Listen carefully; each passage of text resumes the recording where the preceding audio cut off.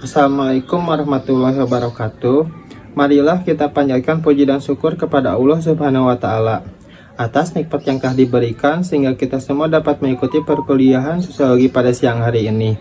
Yang kami hormati Ibu Maguna Eliastuti MPD selaku dosen pengampu mata kuliah Sosiologi Sastra dan teman-teman yang 4A yang berbahagia. Saya Hera Pinodoi Andrean dengan NPM 202021 500-101 selaku moderator, dan saya akan memperkenalkan anggota kelompok 9. Assalamualaikum warahmatullahi wabarakatuh.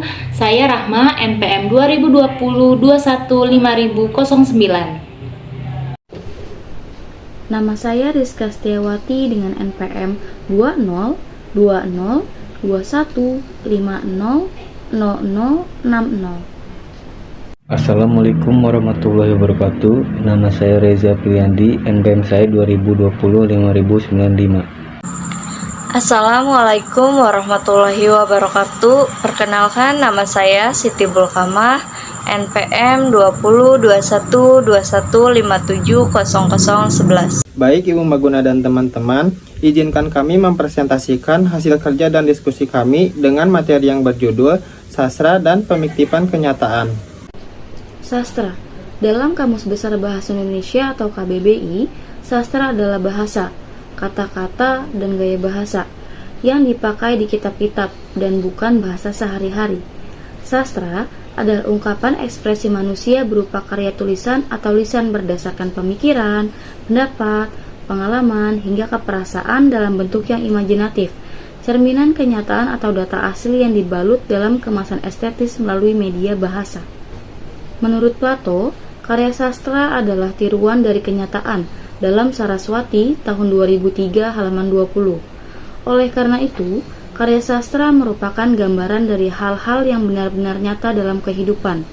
Meskipun hal ini ditentang oleh Aristoteles yang mengatakan bahwa penyair tidak meniru kenyataan, tidak mementaskan manusia yang nyata atau peristiwa sebagaimana adanya. Sastra dan kenyataan. Pendekatan mimetik adalah pendekatan kajian sastra yang menitik beratkan kajiannya terhadap hubungan karya sastra dengan kenyataan di luar karya sastra. Pendekatan yang memandang karya sastra sebagai imajinasi dari realitas. Menurut Abrams dalam Siswanto tahun 2008 halaman 188. Ratna 2007 halaman 305. Hakikat karya sastra adalah imajinasi yang dilukiskan melalui bahasa dan dilakukan oleh pengarang, tanpa didasarkan pemahaman mengenai kenyataan dalam masyarakat. Maka hakikat karya sastra tidak bisa dipahami secara benar. Oleh karena itu, dalam memahami suatu karya sastra harus dihubungkan dengan kenyataan yang benar-benar terjadi dalam kehidupan. Kenyataan-kenyataan yang mempengaruhi karya sastra antara lain keadaan geografis, iklim, dan budaya. Dalam penelitian sosiologi, karya sastra dapat diklasifikasikan sebagai berikut. Yang pertama adalah sosiologi pengarang. Profesi pengarang dan institusi sastra. Masalah yang berkaitan di sini adalah dasar ekonomi produksi sastra, latar belakang sosial, status pengarang, dan ideologi pengarang yang terlihat dari berbagai kegiatan pengarang di luar karya sastra. Yang kedua adalah isi karya sastra, tujuan serta hal-hal lain yang tersirat dalam karya sastra itu sendiri dan yang berkaitan dengan masalah sosial. Ketiga adalah permasalahan pembaca dan dampak sosial karya sastra. Sejauh mana sastra ditentukan atau tergantung dari latar sosial. Perubahan dan perkembangan sosial adalah pertanyaan yang termasuk dalam ketiga jenis permasalahan di atas. Sosiologi pengarang, isi karya sastra yang bersifat sosial, dan dampak sastra terhadap masyarakat. Karya sastra memiliki berbagai jenis bergantung dari sudut pandang apa yang kita gunakan untuk menilai karya sastra tersebut. Karya sastra dapat dibagi menjadi dua jenis, yaitu karya sastra lama dan karya sastra baru. Yang pertama, karya sastra lama. Karya sastra lama ini lahir dari masyarakat Indonesia secara turun-menurun. Dalam karya sastra lama ini biasanya berisi tentang nasihat, ajaran agama, hingga ajaran moral. Hal tersebut karena karya sastra lama diciptakan oleh nenek moyang dan disebarkan secara anonim. Contoh karya sastra lama misalnya pantun, gurindam, dongeng, mitos, dan legenda. Yang kedua, karya sastra baru. Karya sastra baru biasanya tidak dipengaruhi oleh adat kebiasaan masyarakat, melainkan karya sastra baru cenderung dipengaruhi oleh karya sastra Barat dan Eropa. Dalam karya sastra baru memiliki banyak genre sesuai dengan realitas sosial yang terjadi di dalam masyarakat. Contoh karya sastra baru adalah novel, komik, lagu, puisi, cerita pendek. Salah satu bentuk karya sastra adalah puisi. Puisi berhubungan dengan sastra dan kenyataan yang terbentuk karena adanya pengalaman manusia. Contoh, kenyataan yang digambarkan dalam puisi Darah di Palestina. Hubungan antara sastra dan kenyataan sastra serta kenyataan dan sastra. Sastra dan pemfiktifan. Aristoteles mengambil teori mimesis Plato, yakni seni menggambarkan kenyataan, tetapi dia berpendapat bahwa mimesis tidak semata-mata menjiplak kenyataan, melainkan juga menciptakan sesuatu yang baru, karena kenyataan itu tergantung pula pada sikap kreatif orang dalam memandang kenyataan. Pemfiktifan adalah sebuah hasil karya yang dihasilkan berdasarkan sebuah fiktif. Pemfiktifan seringkali hadir di dalam karya-karya pengarang berdasarkan apa yang pengarang rasakan, sehingga jadilah sebuah karya yang didasari pemikiran yang fiktif. Fiktif seringkali disangkut pautkan dengan kenyataan. Hal ini dimaksudkan bahwa fiktif bias juga masuk ke dalam dunia nyata. Beberapa para ahli juga mengungkapkan bahwa karya sastra adalah bentuk lain dalam pengungkapan ide, gagasan, ataupun cerita pengarang dalam bentuk tulisan. Seni sastra juga merupakan salah satu cabang seni yang di dalamnya terdapat segala bentuk lisan ataupun tulisan yang mengandung unsur keindahan, estetika, dan bersifat imajinatif. Fiksi. Menurut Kamus Besar Bahasa Indonesia, fiksi adalah cerita, rekaan, atau roman dan novel. Tidak berdasarkan kenyataan, pernyataan yang hanya berdasarkan hayalan atau pikiran. Menurut Abrams tahun 1981 halaman 61 bahwa pengertian fiksi adalah cerita rekaan atau cerita hayalan, karya naratif yang tidak menyaran pada kebenaran sejarah.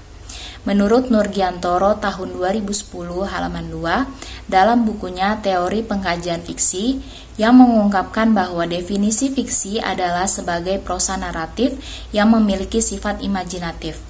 Akan tetapi biasanya masuk akal dan mengandung kebenaran yang mendramatisasikan hubungan-hubungan antar manusia.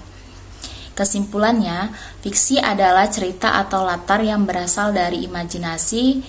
Fiksi dapat berupa tulisan, pertunjukan langsung, film, acara televisi, animasi, permainan video, dan permainan Walaupun istilah ini awalnya dan lebih sering digunakan untuk bentuk sastra naratif, termasuk novel, novela, cerita pendek, dan sandiwara.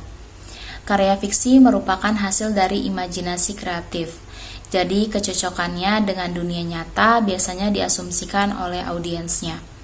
Kebenaran dalam karya fiksi tidak harus sejalan dengan kebenaran yang berlaku di dunia nyata, misalnya kebenaran dari segi hukum, moral, agama, logika, dan lain sebagainya. Sesuatu yang tidak mungkin terjadi di dunia nyata bisa saja terjadi di dunia fiksi. Dengan demikian, fiksi umumnya tidak diharapkan untuk hanya menampilkan tokoh yang merupakan orang nyata atau deskripsi yang akurat secara faktual. Ciri-ciri fiksi. Fiksi merupakan cerita atau kisah yang bersifat rekaan alias imajinasi pengarang. Fiksi mempunyai kebenaran relatif serta tidak mutlak. Fiksi menyasar pada perasaan atau emosi para pembaca. Fiksi yaitu cerita yang mengandung amanat atau pesan moral tertentu. Karya fiksi biasanya tidak memiliki sistematika penulisan baku. Karya fiksi menggunakan bahasa bersifat konotatif, menampilkan sudut pandang berbeda. Jenis-jenis cerita fiksi. Yang pertama, fiksi historis. Sesuai namanya, jenis fiksi ini berkaitan dengan fakta sejarah. Data dalam fiksi meliputi tokoh, latar tempat, alur, serta elemen fiksi mempunyai kesamaan dengan fakta sejarah yang ada. Jenis fiksi ini justru bisa menjadi alternatif sumber sejarah, meskipun tidak bisa dianggap 100% benar. Yang kedua, fiksi biografis. Jenis fiksi berikutnya yaitu fiksi biografis. Fiksi ini lebih berkaitan dengan fakta penulisan biografis tokoh atau seseorang. Misalnya, seperti buku Bung Tomo, Amin Rais, serta catatan seorang demonstran. Yang ketiga, fiksi sains. Jenis fiksi yang terakhir adalah fiksi sains. Fiksi ini berkaitan dengan dasar penulisan ilmu pengetahuan seperti misalnya buku Bilangin View karya Ayu Utami atau Supernova karya Dewi Lestari. Contoh fiksi. Yang pertama, fiksi roman. Contohnya seperti roman petualangan, roman psikologis, dan roman percintaan. Beberapa contoh karya sastra berbentuk roman, di antaranya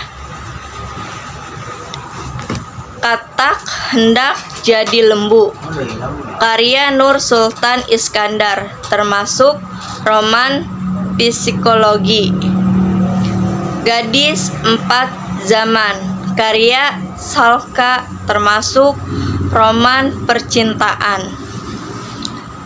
Sidul Anak Jakarta, karya Aman Datuk Madjoindo, termasuk roman anak dan remaja.